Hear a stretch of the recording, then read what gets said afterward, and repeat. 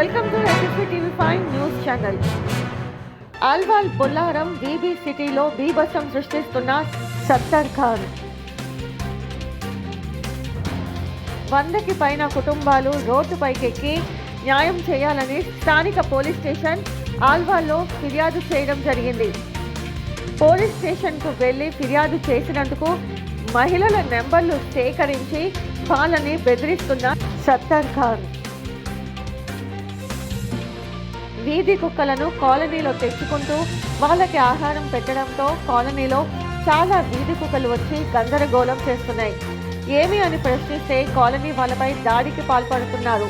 తను డి బ్లాక్లో ఉంటూ తన బాల్కనీలో నుండి నీళ్లు మరియు పదార్థాలు కింద ఉన్న ఫ్లాట్స్లోకి పడేయడంతో ఏంటి అని ప్రశ్నిస్తే వాళ్ళపై అసభ్యంగా మాట్లాడడం, మహిళలపై సోషల్ మీడియాలో వేరేలా పోస్టులు పెడుతూ బెదిరింపులకు పాల్పడుతున్నారు సత్తర్ ఖాన్.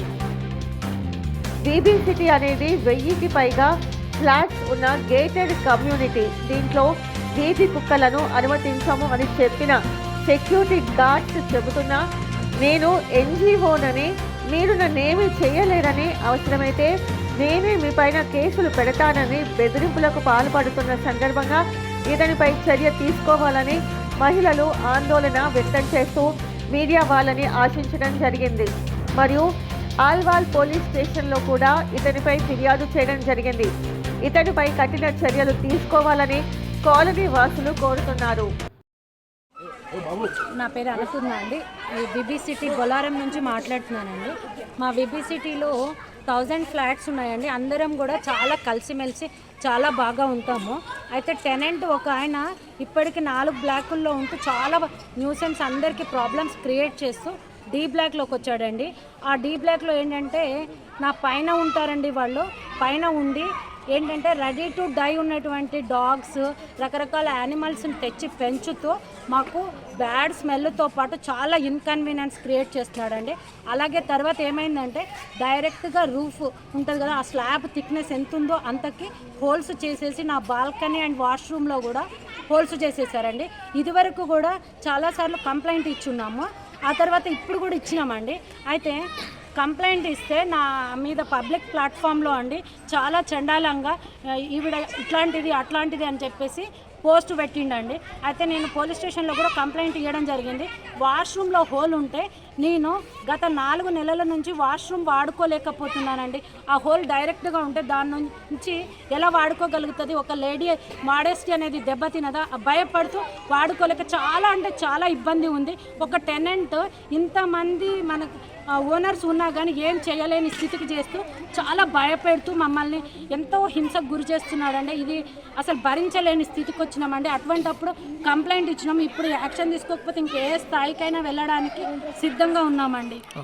ఇది గేటెడ్ కమ్యూనిటీ అండి. దీంట్లో సెక్యూరిటీ వాళ్ళు కూడా ఉన్నారు. సెక్యూరిటీ వాళ్ళు బయట స్ట్రీట్ డాగ్స్ని ఎవరైనా లోపలికి పంపిస్తే స్ట్రీట్ డాగ్స్ని బయట కొడుతుంటే ఆ సత్తార్ ఖాన్ అనేటానే ఈ డాగ్స్ని బెదిరించడం, కొట్టడం అని వాళ్ళ మీద కూడా కంప్లైంట్ ఇస్తున్నారు. మీరు ఎవరు అనడానికి, కుక్కలు కొట్టాలని మీరు ఎవరని. అంటే సెక్యూరిటీ వాళ్ళు కూడా డాగ్స్ని బయటకు పంపిస్తుంటే కూడా వాళ్ళు ఆపుతున్నారు.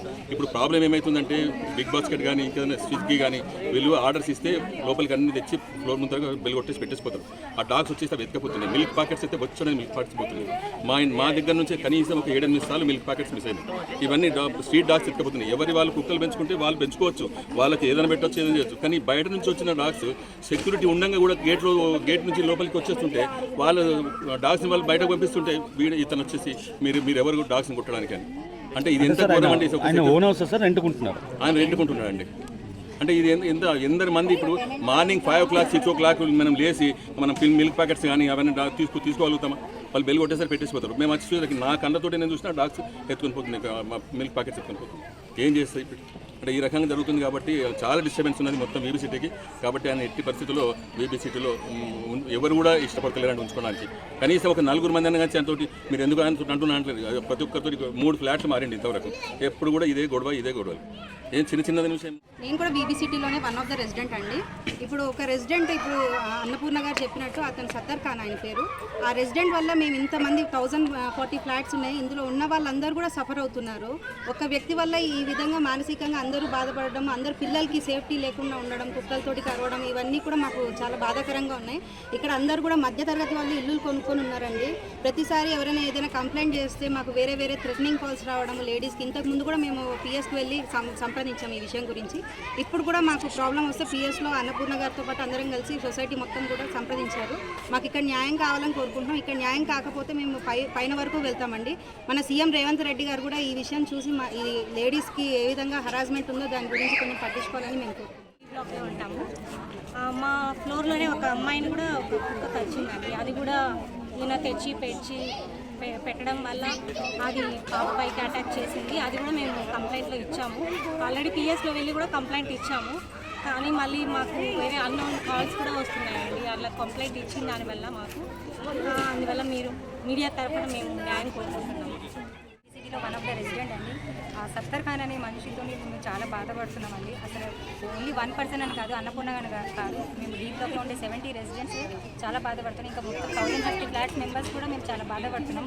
ఆయన అన్ని స్ట్రీట్ డాగ్స్ని తెచ్చి ఇక్కడ పెట్టేస్తున్నాడు, మన బాల్కనీలో వదిలేస్తాడు ఉన్నాయి. అసలు మాకు స్లీప్ ఉండదు, ఏముండదు. కుక్కలు, పిల్లులు అన్నీ లేనిపోయిన యానిమల్స్ అన్నీ వాళ్ళ ఇంట్లో ఉన్నాయండి. అసలు ఎప్పుడైనా ఇంట్లో ఎవరైనా రానియకుండా అసలు చాలా బాధ పెట్టేస్తున్నాడండి. ఫ్లాట్స్ 1040 ఫ్లాట్స్లో ఈరోజు 700 ఫ్లాట్స్ వరకు ఆక్యుపైడ్.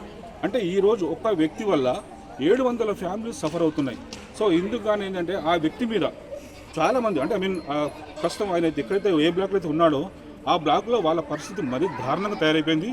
ఆడ మగ అనే తేడా లేకుండా ఆడవాళ్ళ మీద పర్సనల్గా అటాక్ చేయడం, వాళ్ళని బెదిరించడం, వాళ్ళకు అన్నోన్ కాల్స్ ద్వారా ఫోన్ చేసి వాళ్ళని మెంటల్గా టార్చర్ చేయడం అనేది చాలా బాధాకరం.